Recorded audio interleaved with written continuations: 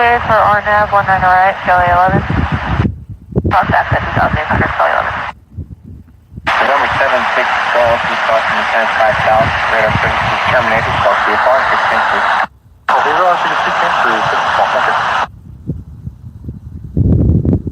29, traffic 12.5 miles off the direct now, shooting takes 2,900.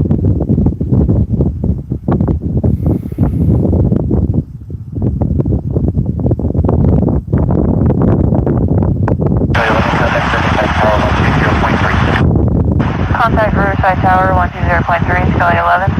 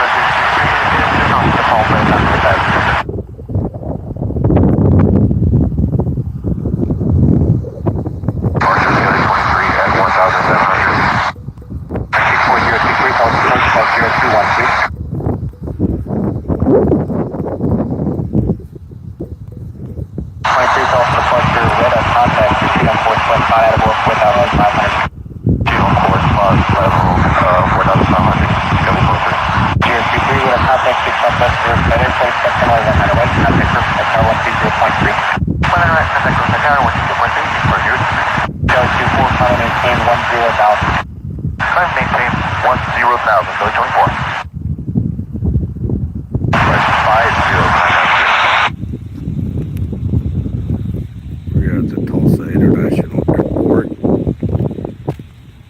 looking at brand new tower, but also we have the Orbis DC10, which is possibly now dead. It will not fly again. The old tower will soon be demolished once the new one is completed.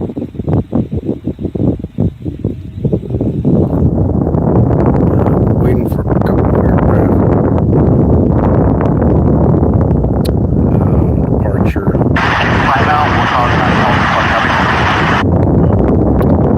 It's a very slow day. I didn't realize today is Super Bowl 60, which people are more interested in the commercials.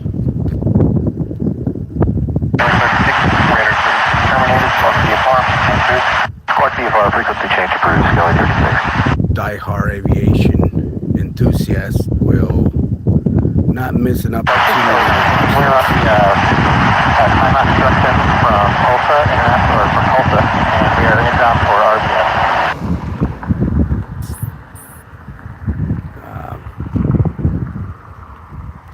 Here we have a couple of Embraer 175s on their way to the runway.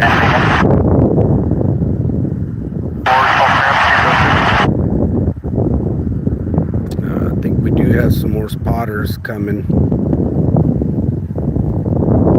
That's 335, my clinic, approach for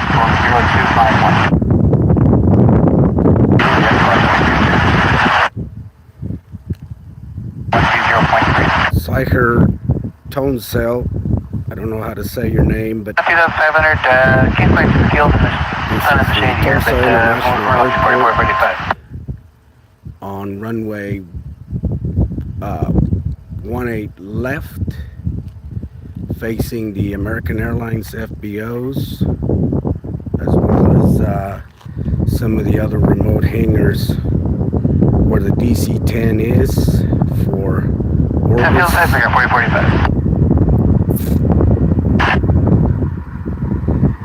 And I'm on one of these dead end roads that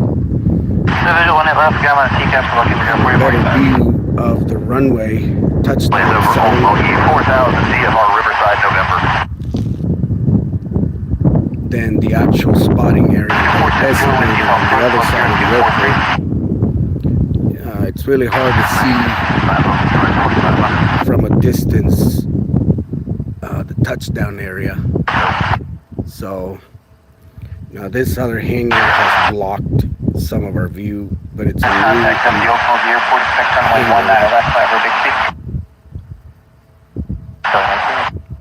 a new hangar for U.S. aviation, expanding their operations in Tulsa International Airport. I hear the Embraer 175 headed this way, and pretty soon we're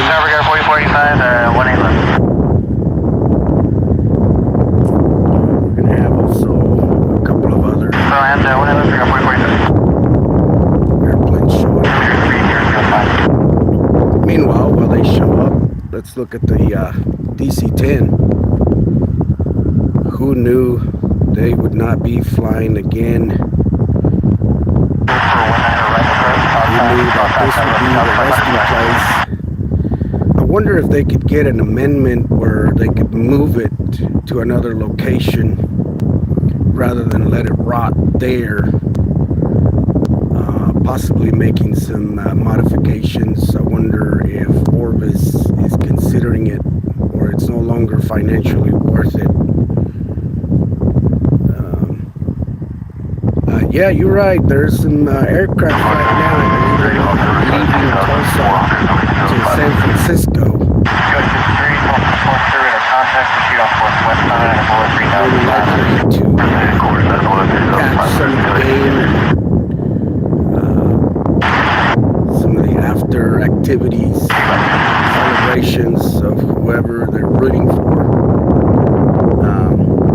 Not a big football fan myself, that's why I didn't think about the amount of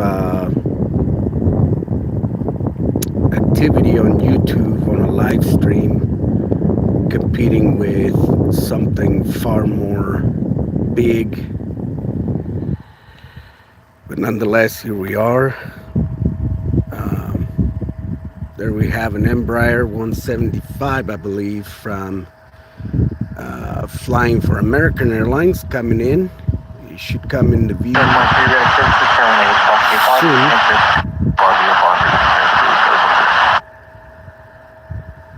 There it is, coming from Chicago.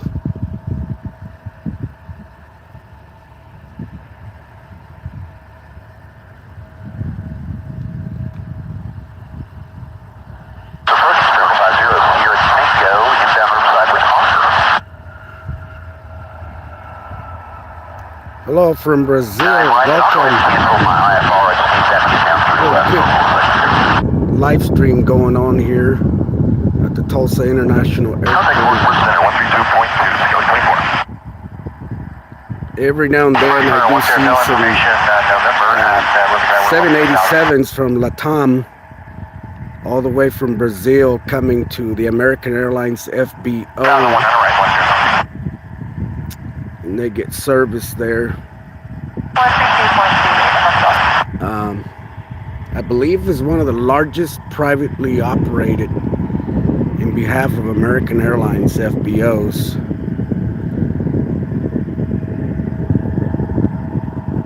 This United is taking a sweet time taxi forward. They might just be killing time till they're released onto the airspace, but they are moving very slow compared to Southwest Airlines. Southwest Airlines is always taxiing like they're on the Indy 500,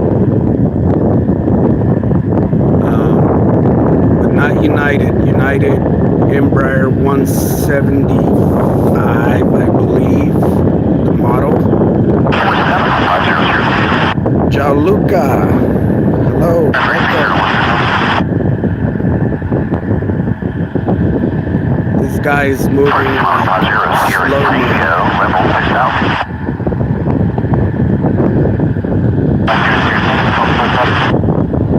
Obrigado, Gianluca.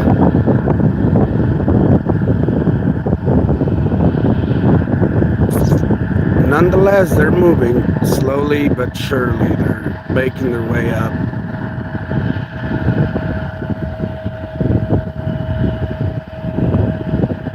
Have you ever been in an airplane where people or the pilots are moving real slow? Well, here's an example of that. These guys are taking their sweet time.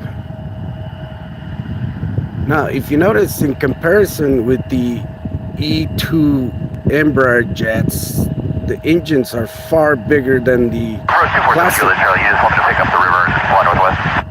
Juliet, Charlie, just fly north of the river to the left downwind, contact Riverside Tower 119. Which aesthetically, the E2 Embraer Sorry, 119.2 for 247 Juliet, looks Charlie. far more 119.2, 247 Juliet, Charlie. elegant than its predecessor.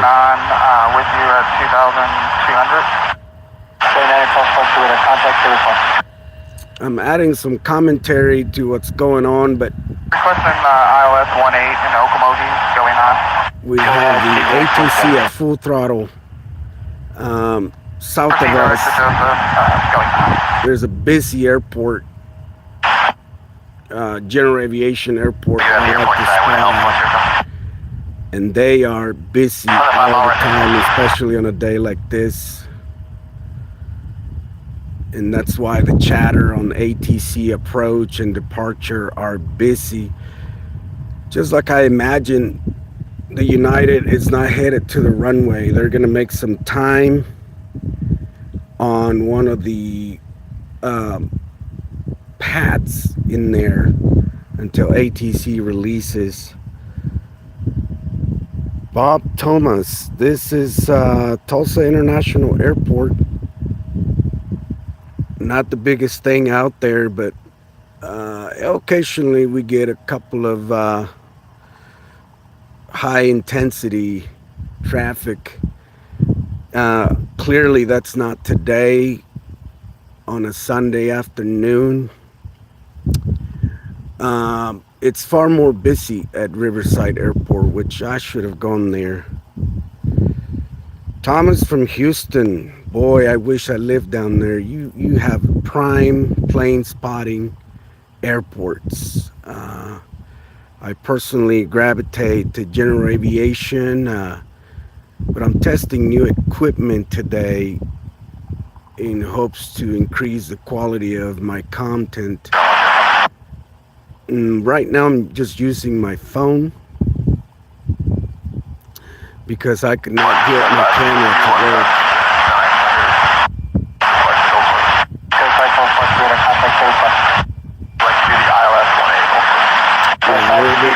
That United is not moving. Tango maintain VFR at or above 3,500, sliding 360. 360 at or above 3,500 for 500. Kelly 9er, traffic 5 miles in trail, Cherokee 2,100 for 3,000. We'll be on the same approach, practice approach to 3,000. Gianluca from Brazil, hi to you again. Obrigado. I know a little bit of Portuguese, but not enough to have a conversation or anything like that. But once again, let me give you a panoramic view of my location. There goes the new air traffic control tower, the old one, iconic, soon to be demolished.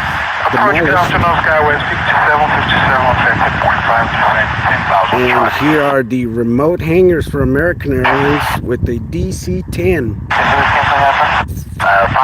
here at Tango. Just want to make sure that that was The Flying Eye Hospital might as well be dead. I don't think this airplane is ever going to move again, nor be sold for parts, since no DC-10s are, up to this moment, going to be reutilized for any other kind of mission. This is the sole airplane owned by Orbis. I don't know that they've replaced it with something else. But it's sad to see such an iconic airplane.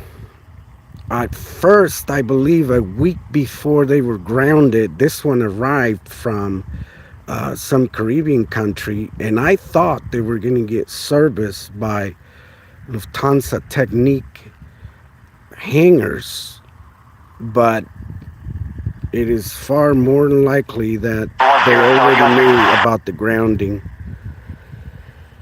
Thomas, you live near Bush? Yeah, International.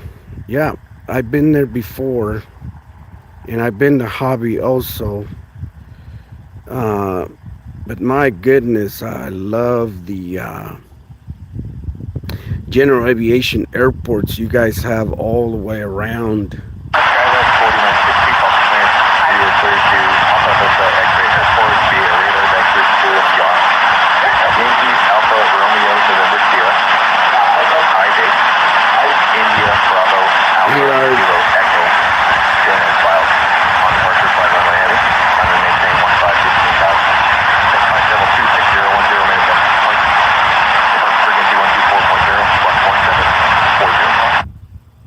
So here are the American Airlines hangars.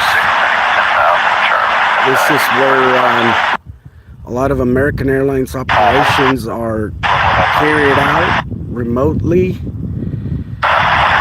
And this is the 787, 737 hangars.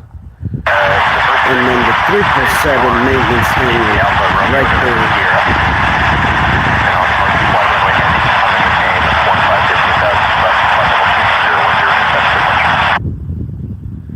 Yeah, I can't think of the name of the airports, but I used to frequent those on Flight Simulator. I'm personally fond of general aviation the most. Personally, a student pilot, so that's the most experience I have with. So I've become quite acquainted with a lot of the different Cessna models, Cirrus, Piper, Warrior, and Piper. I can't think of the other model. Yes, Hooks. That's one of those. I used to fly the PC-12 into Hooks on a simulator, and it was just insanely busy in that airspace. So I hear a lot of chatter, but I don't see a lot of action. Let's just focus on this DC-10 for a minute. I know you came here to see airplanes, and I don't want to disappoint you. I wish I could get closer to it. I could walk, but I don't know if security is going to be too happy about that. Whoa, 3,000 hours and 2 trees. Whoa, that's awesome. What an experience.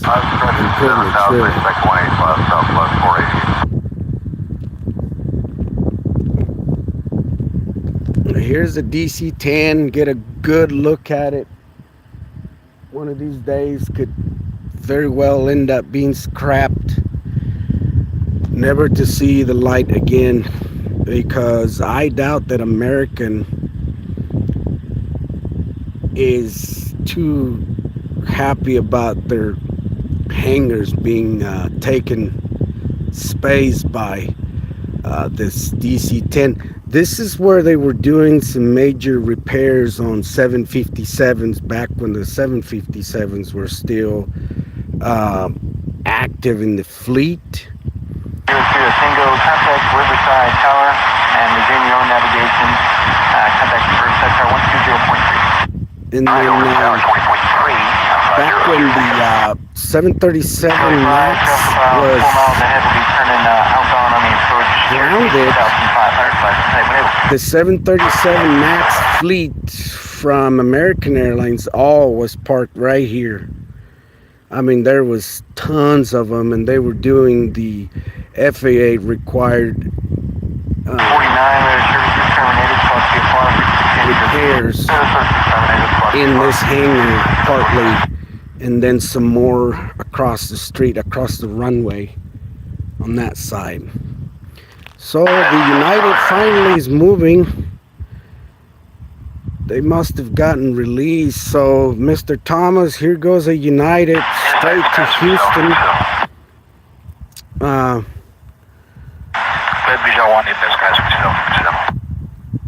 Let me see what flight number this is.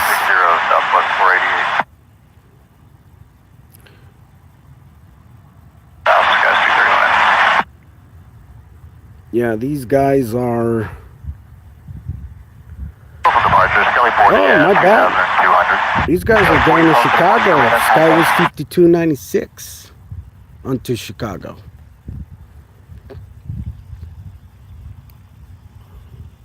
You're part Osage. Awesome. 128.6. Good day, 526. My wife is also Native American. I believe Blackfoot. And I don't know which the other one is. Miguel Garcia, welcome. Hello, sir. 40 proceed on course at below 3,500. On course at below 3,500, Sky 40. Sky 5 traffic follow 1 o'clock and 1 mile northbound, 3,500 shares. While we wait for the American Airlines to arrive, what is your favorite DC-10 story or experience you ever had? Let's see. Comment below and I'll read your story. But the DC-10 for me, originally, I saw it the first time on the tarmac over there when Omni Air had a fleet of DC-10s. I was about 20 years old, and I would come and spot when they came in for maintenance. Your favorite story on the DC-10? You have an experience on the DC-10? Let me see if I can turn the ATC down. November 034, turn right heading 36, correction number 23, Foxtrot. Turn right heading 360, I can't turn it down. Right turn 360 down to 4,000, 60 Archer Kelly 10 has a request. Kelly 10 has a request. I would like to do the ILS for 18 in the Omohi, Kelly 10. Kelly 10, proceed direct, go test. Proceed to direct kill tap, Kelly 10. Yeah, let me turn that chatter down for a little bit. I'm gonna pause it. Yeah, so the DC-10 originally was being maintained by Omni Air International. They had about 2 or 3 parked across from the new tower. And I would come and park there and just watch them work outside because the hangars were not large enough. And most of the repairs done were minor. So that was the first time I've ever seen a DC-10. Then I got to see a DC-10 being also from Omni Air, scrapped right on the same tarmac they used to do maintenance on it. That was back in the early 2000s. And ever since then, I never saw another one ever again. Until this guy showed up. It's in my video list if you're interested in watching the arrival and landing of the Flying Eye Hospital, Orbis, sadly now grounded. Maybe forever. I don't know. There's mixed feelings about that. You see, it's the safety of the public that has to be considered, but also, again, it's such an iconic airplane. But here we go. We got a couple of people coming in. Let's see. Let's turn around and watch. Thank you for the gift, Tamara Delgado. Here we have an Embraer 175. And I want to get my record straight this time. I believe they are arriving from, let's see, Chicago. Skyways 5757 from United, in behalf of United. There it is.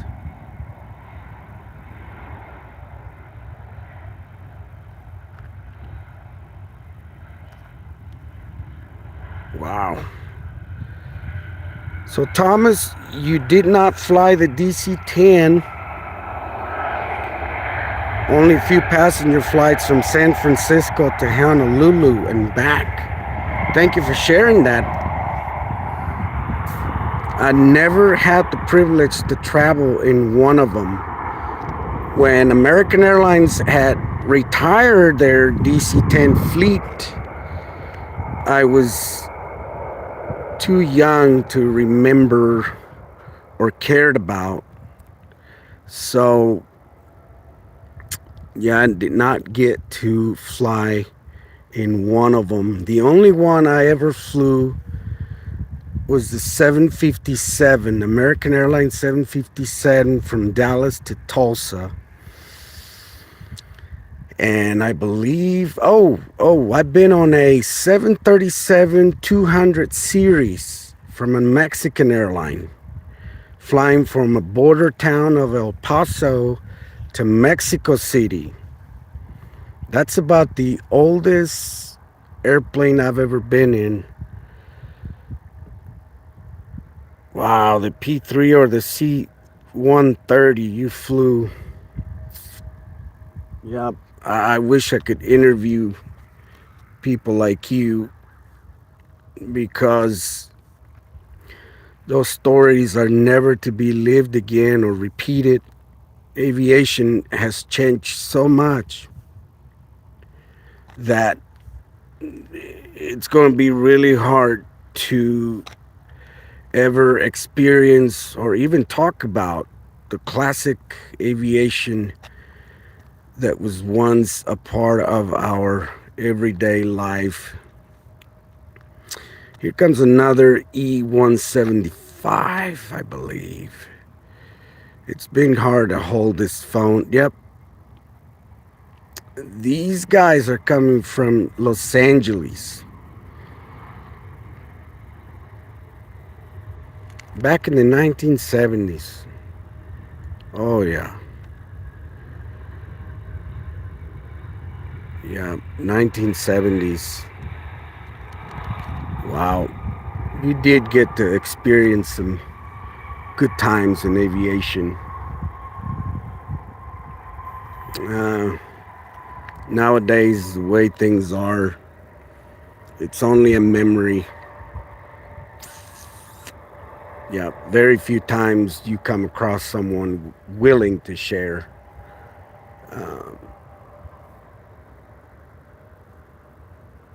Or maybe I've never asked. That's probably the problem, because I've never met a pilot before that was not excited about talking about their flying experience, especially when they were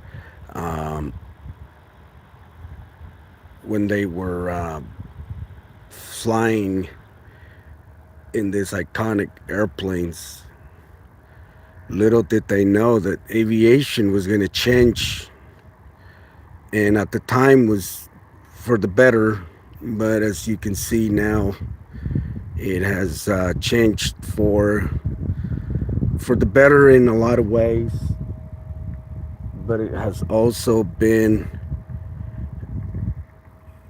not so good in some aspects, especially aviation safety, with such outdated ATC systems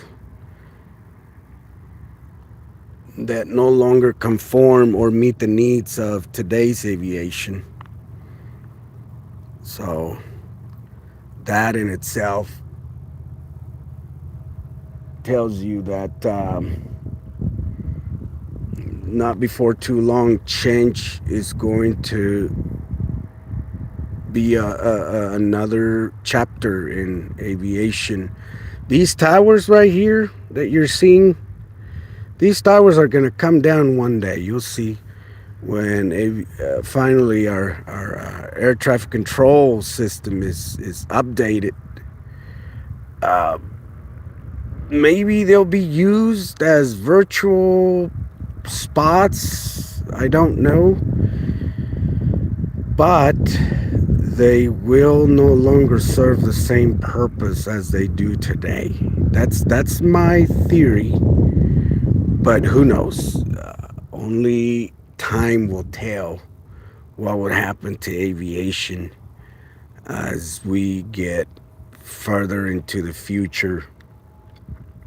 But for the meantime, again, as I was pointing out a minute ago, if you have a favorite DC-10 story, I'm happy to turn around for a little bit, maybe just walk across the street.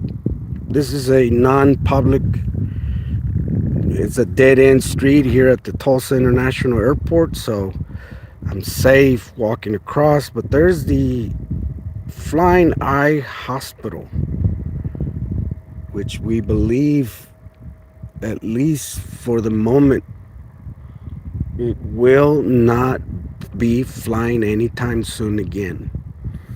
It's parked for good, and the only utility we'll have is if somebody ever buys it and turns it into a nice Airbnb hotel or something, because parts are no longer needed. Since all the fleet has been parked, there's no need for the parts. I don't think the engines or any of the landing gear is compatible with any of the other aircraft model in existence. 767s, I doubt it.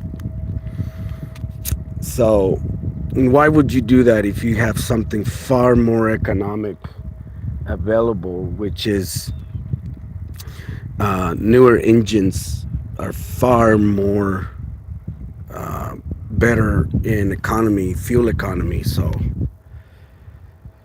that's the reason why I believe this airplane would just be torn down, scrapped, maybe use it for something interesting. But here comes a 737 from Southwest Airlines. I believe these guys are coming from St. Louis. Oh, the sun just came out and it feels good. Let's see how this 737 does. This is an 800 series. It's a 700 series, I think. Yeah, I don't see the double door. It's a little bit shorter, stubby 737. Here it goes. Wonderful. Awesome. Yeah. Yeah, so the sun came out finally from under those clouds.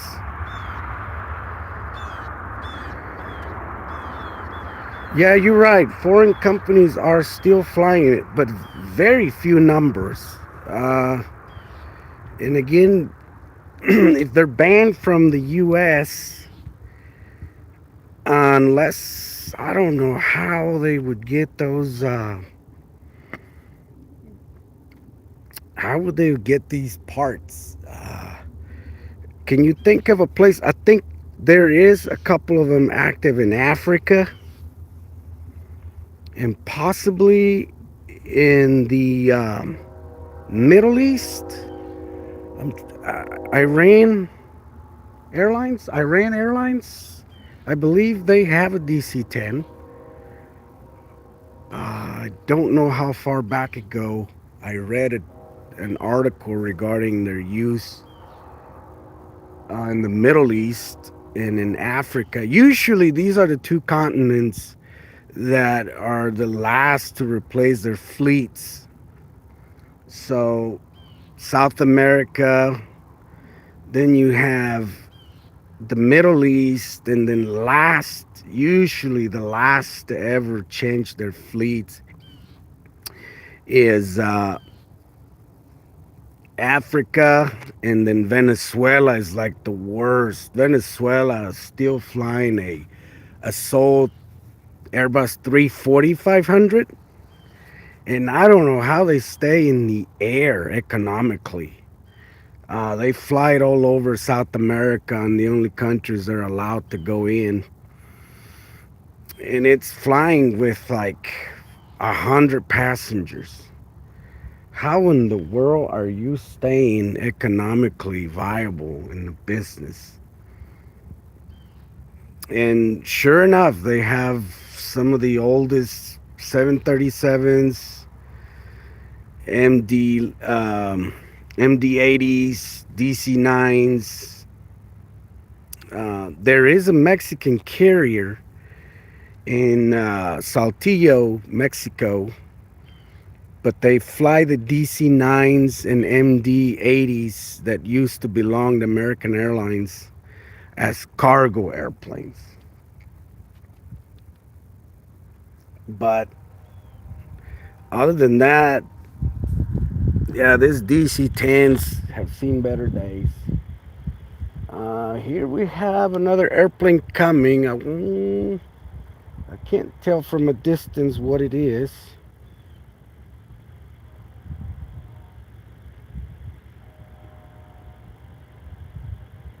It is another 737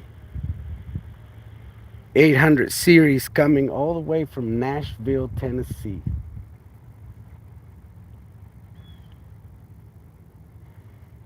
All the way from Nashville, Tennessee. I truly appreciate your like on this live stream session. Um, I appreciate that. It allows me to see how the content is doing. And by no means I'm an expert, but I do know a thing or two of aviation, and I love to talk about it and share it. Here comes a 737-800 series from Nashville, Tennessee. They call themselves the whatever of country music and barbecue. But what I want to see is how well they do landing this 737-800. That is a Max series. Beautiful. So as we were talking, the American Airlines hangar opened its doors. When that happens, that's because either a 787 is coming or a 787 is about to leave from a major C check. So we'll keep our eyes open for that. I don't see it in the schedule to be arriving anytime soon. The only thing I see coming for maintenance is the 737-800 from Salt Lake City, Utah. And anytime the numbers start with the 9, that tells you that it is a maintenance flight. Yeah, Thomas, it should be textual. Yeah, I agree. There's a lot of benefits to that. This American Airlines is 9782.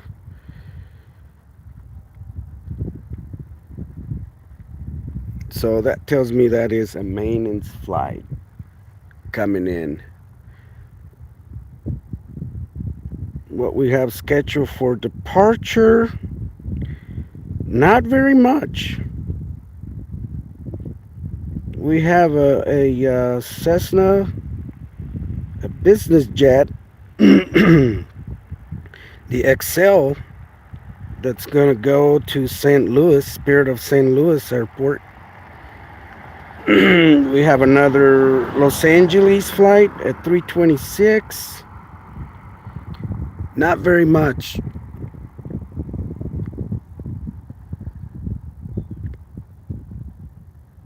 Yeah. Yeah, I've been on the air traffic control. As I was training on a Cessna 172 Skyhawk, and the air traffic control, the traffic in Riverside Airport, it is insane, and it was so hard to stay focused. At one point, it gets so saturated that you're asked to go and try your pattern work at a non-tower airport, just because the two runways are often not enough to keep up with the demand of the little airport. But to your point, I mean, you're training, you're trying to learn to fly, and at the same time you're hearing a ton of chatter, and it's hard to pay attention to both things, in my opinion. Now, if you are working on your air traffic control, your ATC, becoming a little bit more fluid with it, yeah, I think that's a great airport to go practice at. Susie, I can't say your full name, but it is not an MD-11. It's a DC-10. It's the Flying Eye Hospital, grounded after the UPS MD-11 accident, and it's been here since then. I have a video in my channel about its arrival, and little did I know the accident was going to happen. I kid you not, this airplane came in a week before the accident. So it wasn't a visit to ground it. I believe they were visiting here to have maintenance done to it. And then a week later, I find myself making a video about the MD-11 in grounding the fleet a month later. So I think it was mere coincidence that this airplane end up in our airport parked, possibly to rot. Yeah, you've seen them before. Do they have other airplanes in the fleet? I've heard of a 767. I heard of a DC-8, but I believe that was a whole different agency using a DC-8, which for me, it's one of the most beautiful airplanes ever made, especially after the conversion with the new engine adaptation on the DC-8s. You say FedEx just bought some. Hey, if they get back in the air and they resolve the issue with the pylon, I love to see these airplanes flying. I know for cargo operations, they're like the best kind of airplane to be using. But that third engine is a little bit redundant for what they are flying right now. These airplanes are the MD-11s that were coming to Tulsa. Usually they would fly from Tulsa to Memphis. So the third engine no longer served the purpose of what the original purpose when they were first designed. That was to get around the ETOPS before ETOPS existed. But now, two-engine airplanes are so efficient. Yeah, not redundant enough, I guess. It didn't really help.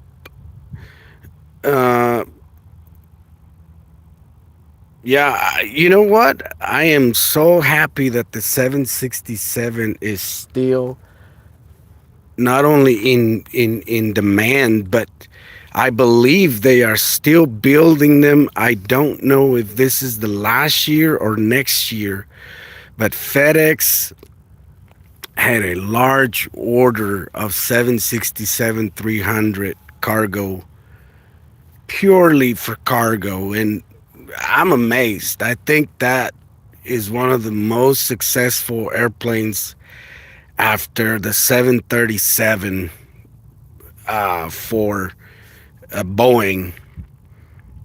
And then paired with that, I would say the 777, far more than the 787 in my opinion. But yeah, this poor guy's just sitting here with its future not very clear. And I took some really nice pictures with my new camera because I want to have this as a reminder, as one of the last DC-10s, at least in America, to have ever flown. And I would hate to see this airplane just rot there. I think if you are if you are creative, you can actually do some neat things with just the fuselage of this airplane. I would love to stay in a hotel in the fuselage of a DC-10. Can you imagine the things that you can do with the square footage of the interior of this airplane? I mean, the cargo bay, and I mean, you're looking at what is that, about 150 feet long, the cockpit.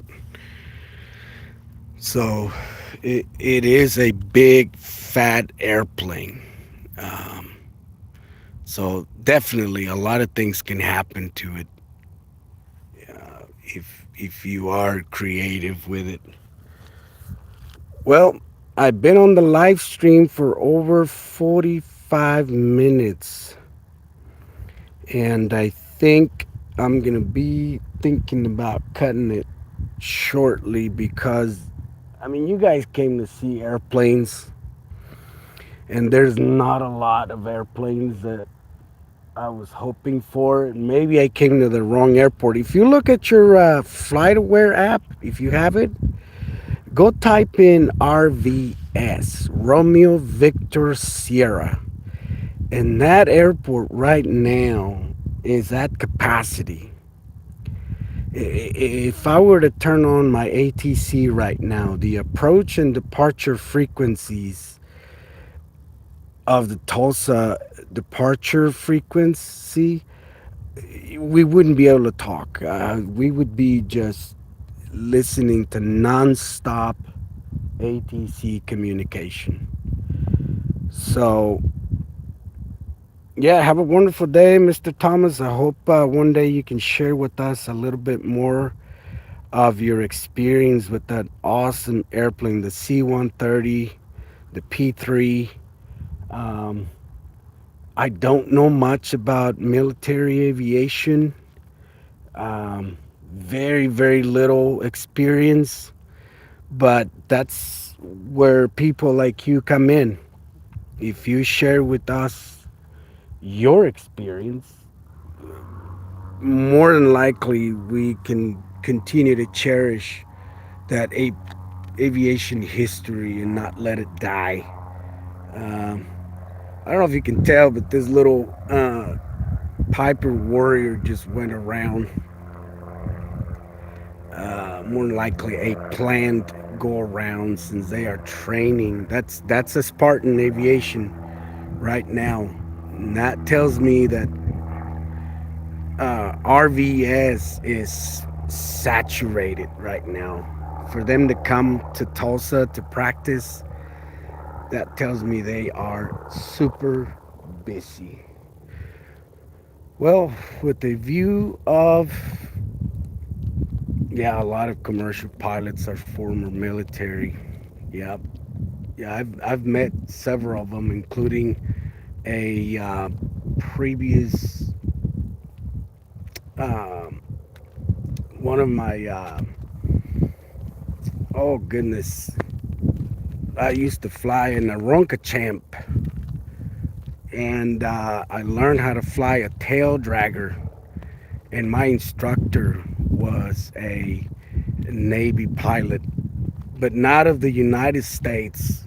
He was originally a Navy pilot for the Panamanian Air Force, but he moved to the U.S. 40 years ago due to the Civil War, and then he pursued a doctor. He became a pediatrician and a pilot. You name it. Two different occupations. They have no business with the one or the other, but he was a fun instructor. He taught me everything I needed to know to fly a tail dragger. And one of the things he told me is do not buy any of the stuff that the schools usually want you to buy. I'm going to let you use it because I want to teach you how to fly. That's what he told me. I'm going to teach you how to fly. And if you like what I'm teaching you, then I want you to buy the stuff you need. And so day one, I mean, he did not sit me down and talk to me about flying. He took me into the airplane and said, I want you to get a feeling of the seat. I want you to sit down and feel the airplane. So he taught me how to do the S-turns, to taxi, how to taxi appropriately on a tail dragger. And then he just put me to feel the controls, and he did the first takeoff. We did a bunch of touch and goes, but more than anything, he taught me how to fly the airplane with the back part of my seat, just like when you learn how to ride a bicycle with no hands. You use the seat of the bicycle to guide you and to direct the front wheel. Well, he told me that's the way it works if you're flying a tail dragger. I want you to feel the airplane on your butt and feel what the airplane is telling you to do. Are you coordinated? Are you able to are you able to feel what the airplane is telling you to do?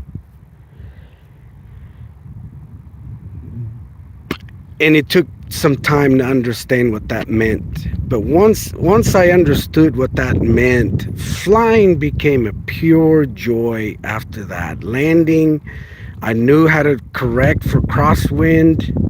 I knew how to keep my airplane coordinated all the time. I knew when I was near a stall and how to recover properly from a spin. All these little things were taught by a guy that truly had a passion for teaching. And that, my friends, we're losing it. There's not a lot of it out there. A lot of new guys are flying you with an iPad, which is fine. It's what the industry calls for, but it's not the same. It's not the same. And now that I occasionally fly a Cessna 172, I'm reminded of the need to learn how to become one with the airplane, and how to do that by using the simple method of feeling the airplane with your body in your seat. And it tells you a lot of what it needs. Anyway, I ramble a lot with this. I'm gonna go since there's nothing coming in or going out, and I don't want to bore you to death.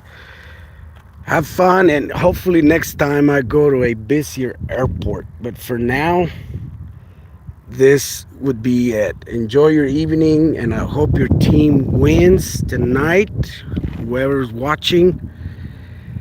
And we'll see you next time.